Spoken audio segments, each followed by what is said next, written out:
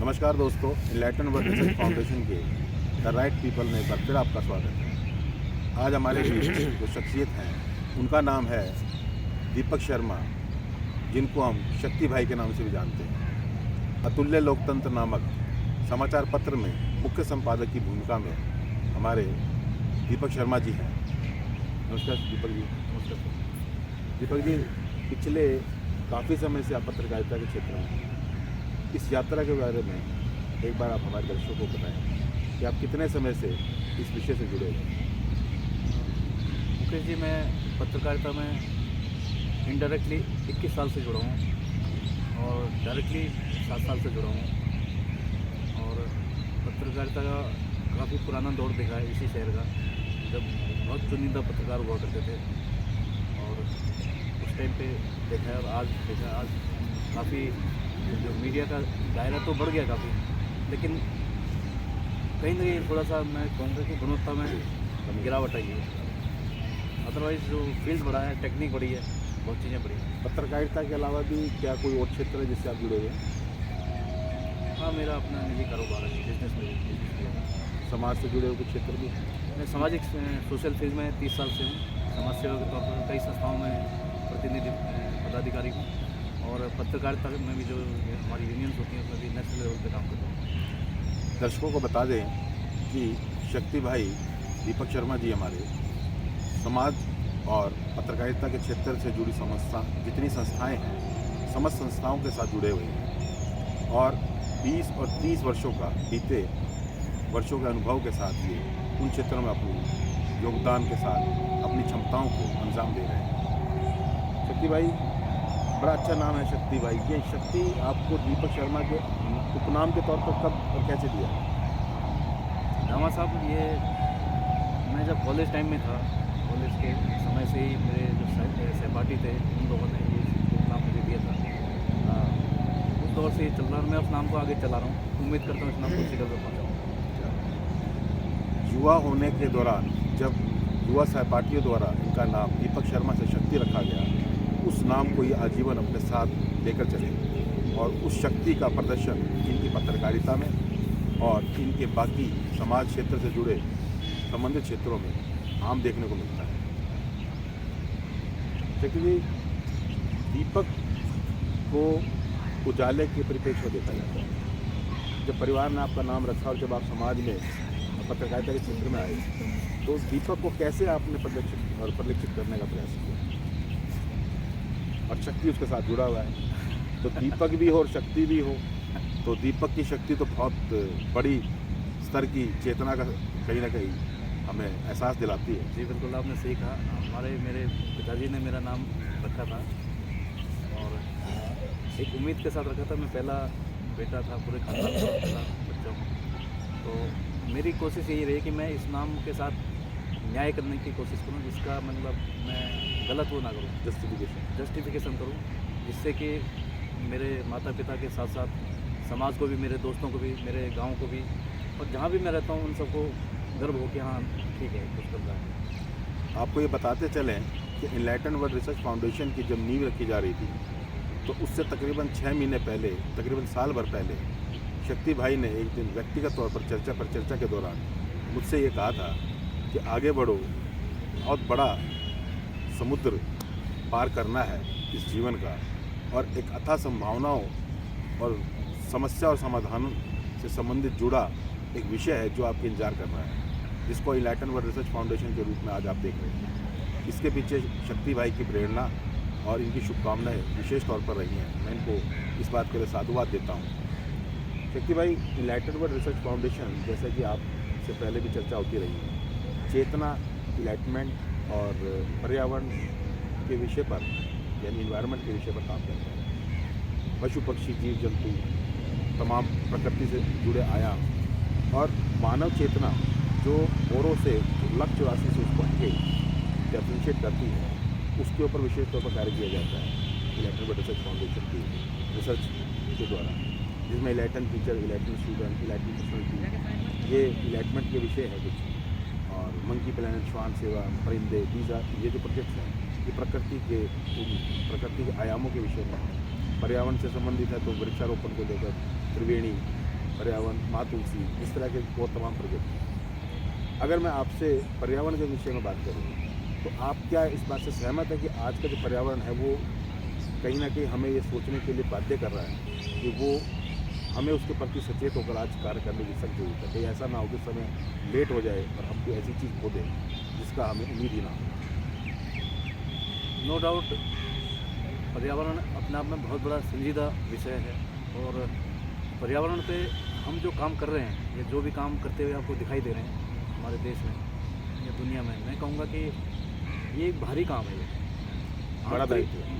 भारी जो हमें दिखाई दे रहा है वो एक भारी काम है। आंतरिक भारी आंतरिक काम उस पर अभी भी नहीं हुआ है। जैसे आपने परिंदों की बात करी है, भाई पर्यावरण एक भारी पर्यावरण है, एक आंतरिक पर्यावरण है।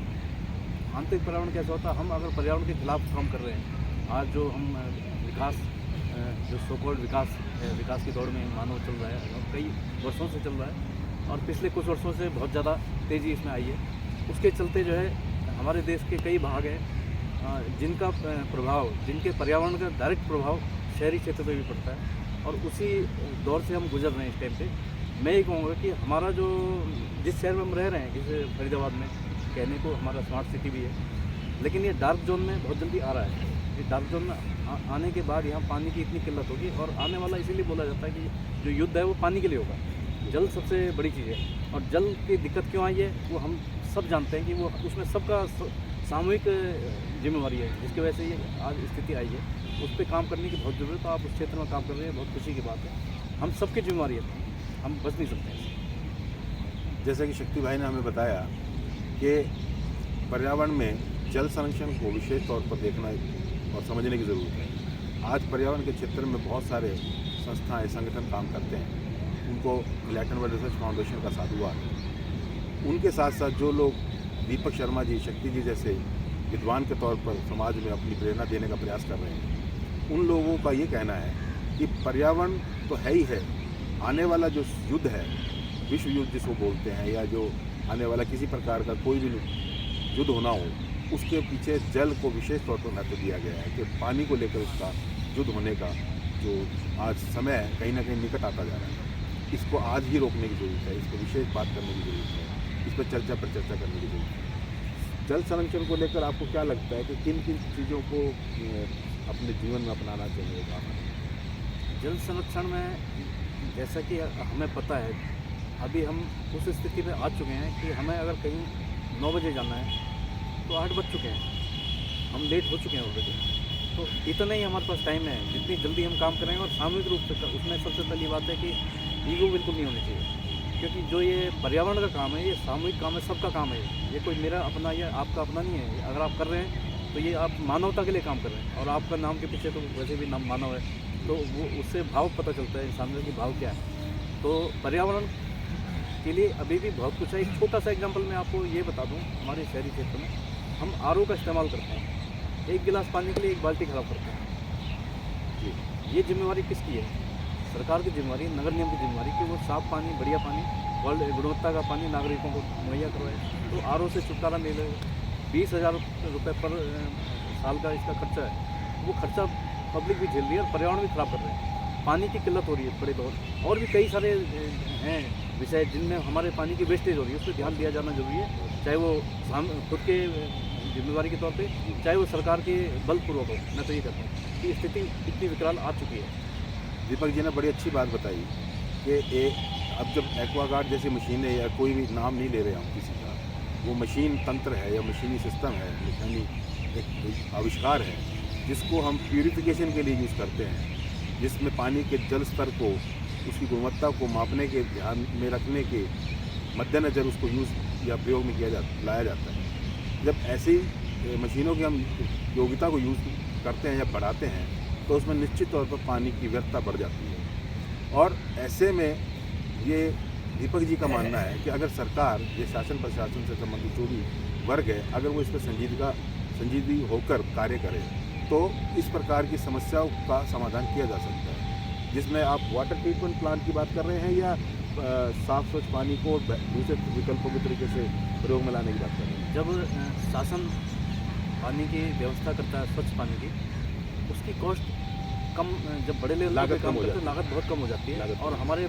जैसे ये नगर निगम क्षेत्र में आता है, हमारा जो शहरी क्षेत्र है 20 लाख प्लस का क्षेत्र है, हमारी जो आबादी है, तो उस पर डायरेक्ट जहाँ भी नगर निगम के अंडर में जो क्षेत्र आते हैं, जो गांव अलग है उनका अलग व्यवस्था उस टाइप में की जा सकती है। बहुत से तरीके हैं पानी को ट्रीटमेंट करने के। यमुना एक्शन प्लान उसी का एक भाग है जो यमुना के लिए स्टार्ट किया था।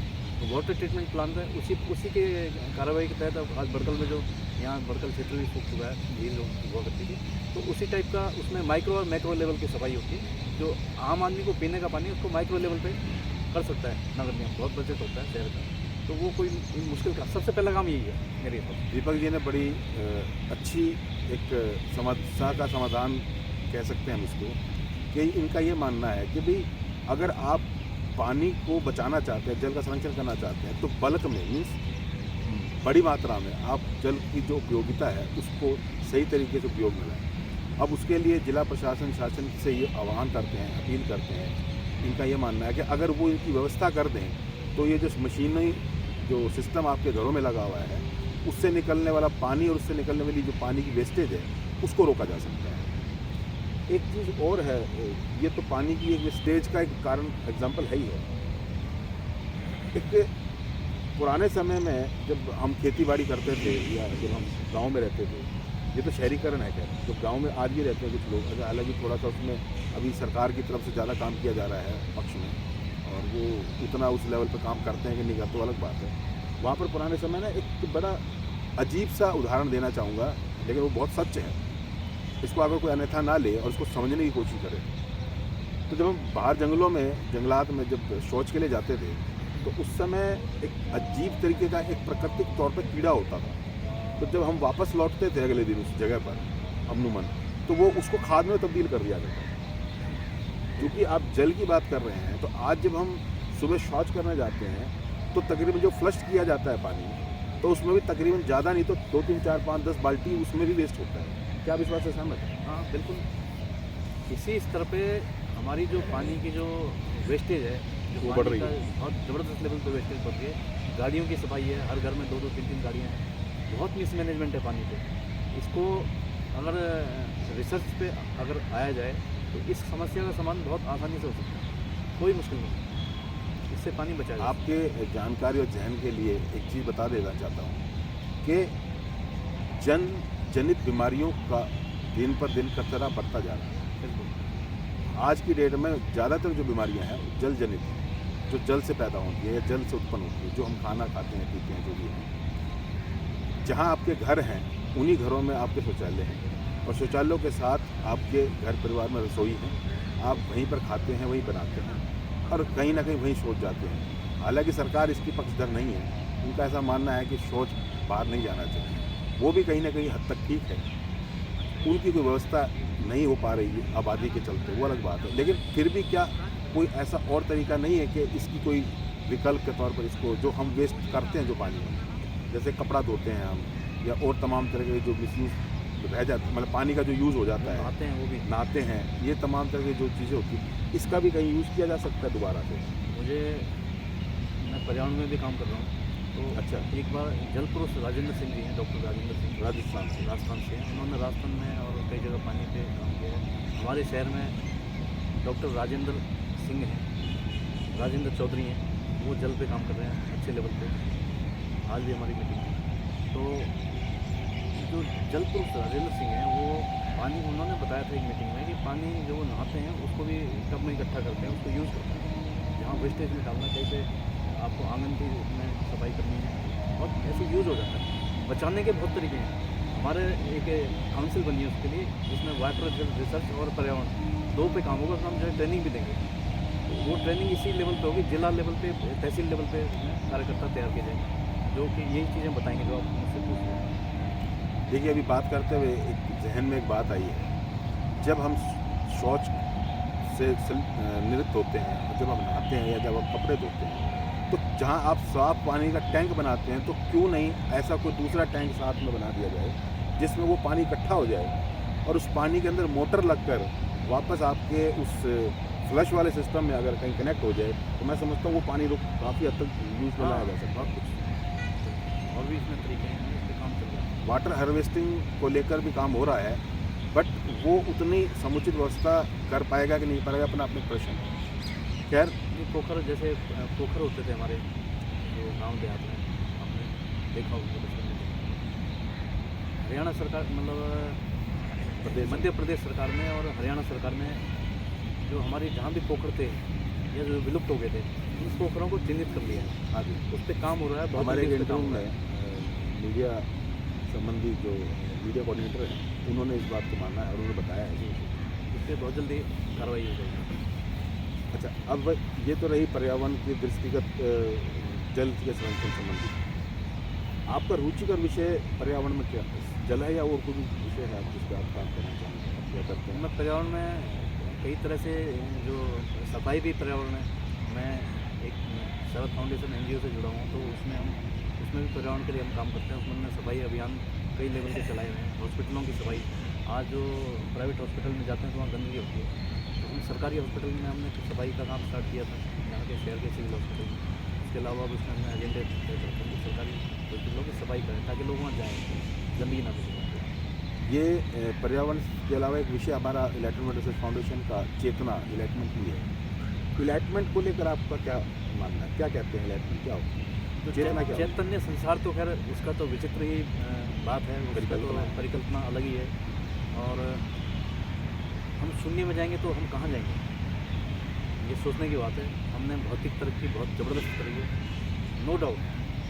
हमारा देश भी उसमें पीछे नहीं है, बहुत अच्छे उस पर चल रहा है, वैश्विक मतलब वर्ल्ड लेवल पे चल रहा है हमारा देश। लेकिन चैतन्य में हम शून्य हो रहे हैं, शून्यता की तरफ जा रहे हैं, ये बड़े दुख की बात है।